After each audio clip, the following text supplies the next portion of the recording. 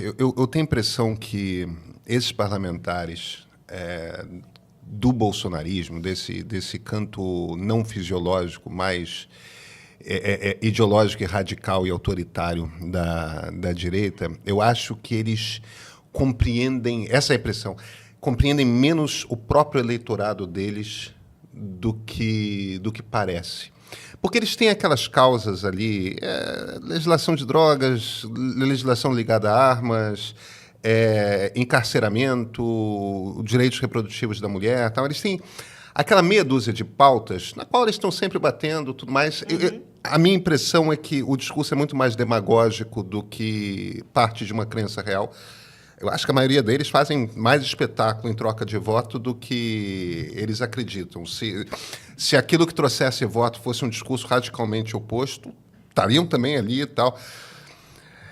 E aí, como eles são meio duros de ouvido, com pouca sensibilidade em relação ao eleitor deles, vai um pouco no automático. Então, a sociedade brasileira é mais conservadora. E ela é bastante mais conservadora de quando a gente era jovem. O Brasil ficou mais conservador mesmo. E o brasileiro está mais intolerante com muitas coisas que eram aceitas 2 décadas atrás. Entre elas, a percepção do aborto. Ele é mais rejeitado. Agora, você pega, por exemplo, quem é o brasileiro evangélico?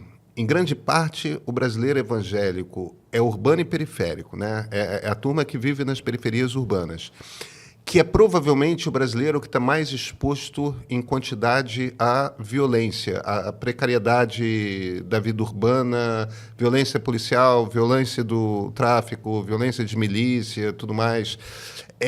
Onde, por conta da precariedade da vida, você também tem muito mais violência doméstica. E existe, e é da natureza das comunidades, das mulheres e dos homens evangélicos, uma relação comunitária muito intensa. As pessoas vivem juntos, elas se frequentam, elas se ajudam, alguém precisa levantar um andar na casa, todo mundo se junta no fim de semana para trabalhar como pedreiro, o pessoal leva comida, tudo mais, o marido de alguém ficou desempregado, as pessoas fazem uma rede de solidariedade para levar comida, para cuidar de criança, Essa rede de solidariedade nas periferias urbanas é muito intensa e ali está a maior quantidade de mulheres evangélicas. A existência dessas redes de solidariedade quer dizer o seguinte: as mulheres sabem da vida umas das outras, elas sabem quem apanha, elas sabem onde tem violência sexual, elas sabem... Então, essas coisas que a gente costuma conhecer mais pelas estatísticas do que pela realidade, para elas é o cotidiano. Às vezes, uma delas não necessariamente sofre, tem um marido bacana e tudo mais, mas sabe quem na comunidade enfrenta isso. Quando alguém é estuprado e termina com uma gravidez por causa daquele estupro, todo mundo sabe. E todo mundo entende perfeitamente aquela dor continuada, que não é a dor do momento da violência sexual, né? É aquela dor, ainda mais se tem uma gravidez, o troço vai piorando. A coisa é aquele buraco que você vai cavando e é um pesadelo em vida. A impressão que eu tenho é o seguinte: nem na cabeça do Sóstenes, nem na cabeça de nenhum outro passou a compreensão de que essas mulheres podem ser contra o aborto, sim, mas elas têm uma compreensão muito real do que é essa situação do aborto pós-estupro. Essa não é uma abstração, uma coisa conceitual, não é uma coisa que vem, no caso dos deputados, do impulso da demagogia. É uma coisa que aquilo é muito mais real. E aí, quando você começa e traz uma questão como prisão, você enlouqueceu? No fim das contas, a impressão que eu tenho é a seguinte: as pessoas podem ser conservadoras, mas elas não são más, sabe? Essa, pelo menos, foi a impressão que eu fiquei. Você é socióloga, você entende muito mais de sociedade brasileira do que eu.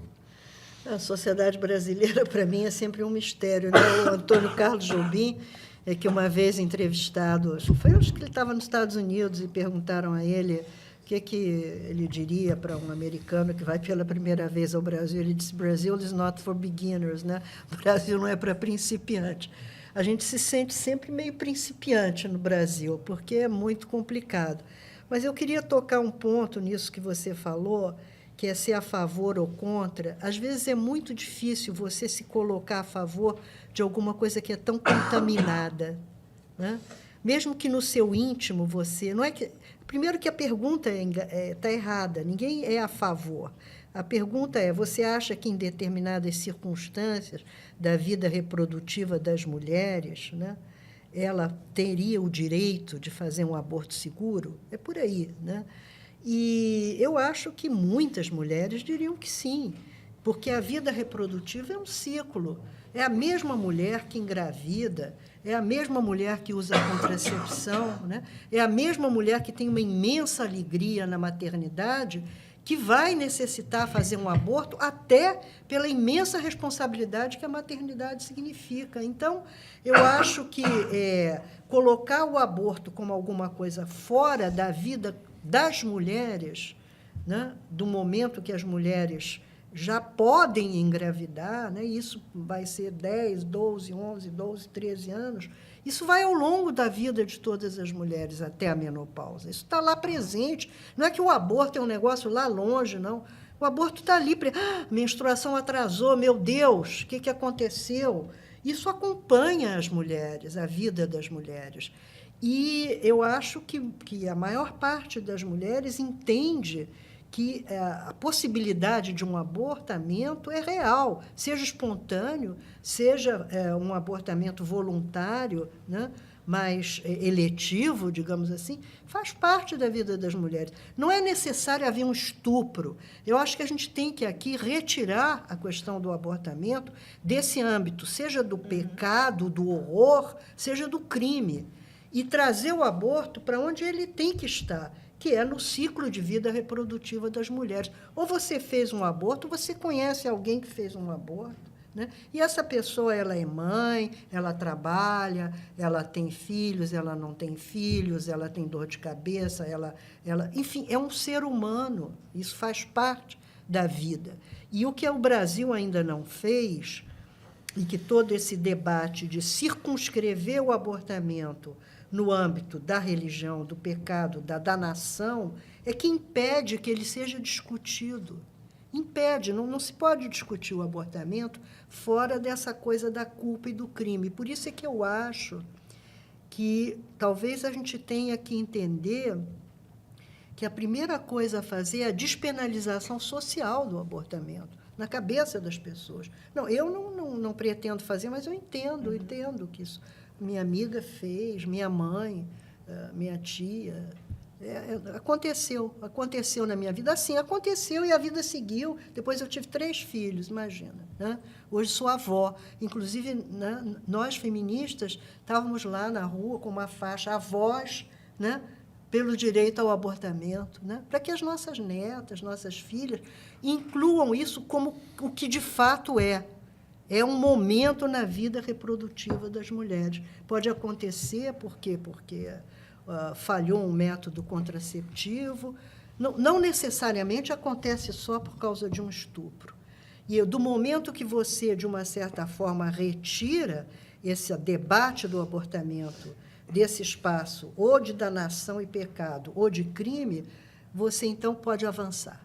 Pode avançar como nossos países vizinhos avançaram, o México, a Colômbia, o Chile, o Uruguai, a Argentina, né? Vamos trazer, como hoje, agora, esse PL trouxe, por uma questão de humanidade, o debate envolvendo uma parcela muito maior da sociedade, inclusive os homens, porque os homens têm que participar desse debate. Você aborta porque você teve relação com um homem?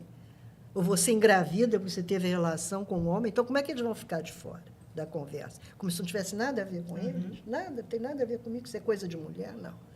Então, eu acho que isso que aconteceu agora pode abrir espaço para uma discussão mais respeitosa, mais democrática, mais plural sobre a questão do abortamento. Tirar dessa compressão em que esse discurso fundamentalista, político-religioso, circunscreveu o aborto. O que eu acho que nós, feministas, vemos tentando fazer é justamente isso. Vamos conversar sobre, né? Mas vamos conversar em outras bases, não é a favor ou contra, não, vamos conversar questão de saúde pública inegável, né? Aliás, me chamou muito a atenção que, da parte do governo, o líder do governo na Câmara tenha dito que não era questão do governo, não era questão do executivo. Como não é? Como é que não é questão do executivo? A política de saúde não é questão do executivo? Os centros de atenção às mulheres que fazem o abortamento, ou as pessoas que gestam, que fazem o abortamento, não tem a ver com o executivo? Claro que sim, é política pública de saúde, né? Então, eu acho que isso tudo é porque se criou um temor, porque virou moeda político-eleitoral. É moeda político-eleitoral. Então, essa questão da vida das mulheres, da posição do abortamento na vida das mulheres, ninguém está nem aí, né? O negócio é você cai na danação, você perde voto. Então, eu acho que a gente tem que botar essa conversa em outras bases.